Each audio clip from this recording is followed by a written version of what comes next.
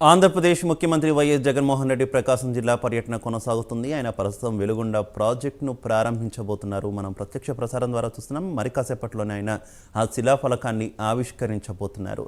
ఇక ప్రకాశం జిల్లాకు ఈ వెలుగొండ ప్రాజెక్టు అత్యంత కీలకమైన ప్రాజెక్టు కింద మనం చెప్పుకోవచ్చు. మనం చూస్తున్నాం ఆ శిలాఫలకాన్ని ఆవిష్కరించడం ద్వారా ఆయన ఈ ప్రాజెక్టును ప్రారంభించారని చెప్పుకోవచ్చు.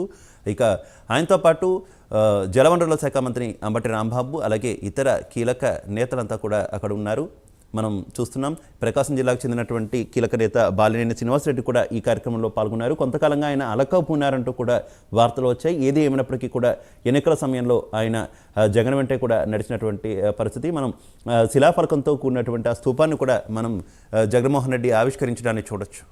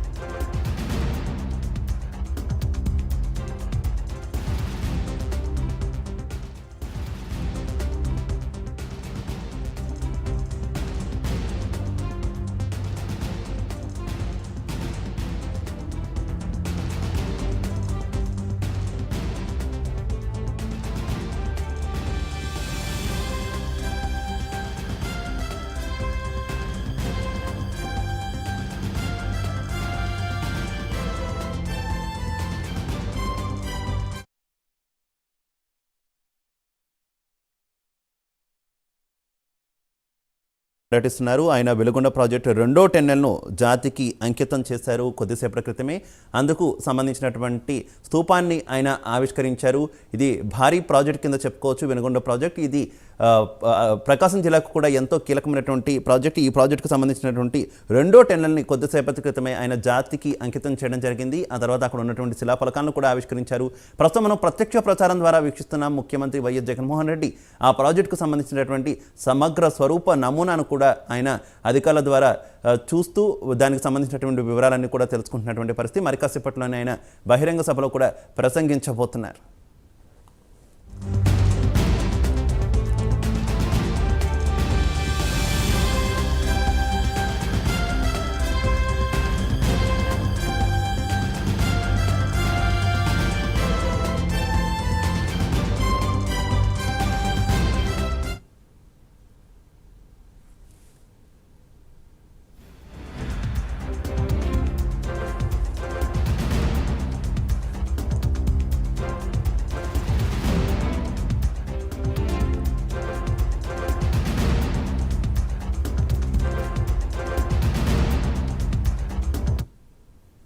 పశ్చిమ ప్రాంత వాసుల వరప్రధాని అయిన వెలుగొండ ప్రాజెక్టు రెండవ టెన్నెల్ను ప్రారంభించి జాతికి అంకితం చేయనున్నారు జగన్. 2004లో అధికారంలోకి వచ్చినప్పటి ముఖ్యమంత్రి దివంగత నేత వైఎస్ రాజశేఖర రెడ్డి శంకుస్థాపన చేసిన ప్రాజెక్టును 20 ఏళ్ల తర్వాత ఆయన తనయుడైన సీఎం జగన్ చేతుల మీదుగా వెలుగొండ ప్రాజెక్టు ప్రారంభం కానుంది.